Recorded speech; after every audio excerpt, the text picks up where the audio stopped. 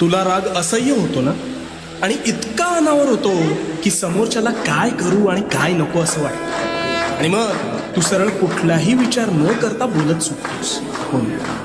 पण हा राग म्हणजे तू स्वतःच स्वतःभोवती लावलेली आग आहे. हे तुला ठाऊक आहे का? अरे याने समोरच्याचं नुकसान होत नाही, तर सर्वस्वी तुझं नुकसान होतं. त्यामुळे आता ह्या भडाग्नीवर नियंत्रण कसं प्राप्त करायचं ते सांगतो. शांतपणे. तू रागात असतोस त्यावेळी तू सर्वात अविचारी असतोस, म्हणून तू त्या आवेशात हवं नको ते बोलतोस, आणि बोललेला शब्द हा कधीच परत घेता येत नाही. त्यामुळे तू समोरच्याच्या मनाचा विचार न करता बेफाम शब्दांनी वार करतोस, आणि त्याला तर ते लागतंच, पण त्याचा त्रास हा तुला जास्त होतो. मग जेव्हा तू शांत होतोस तेव्हा तुला वाटतं आपण फार बोलून गेलो का? हो,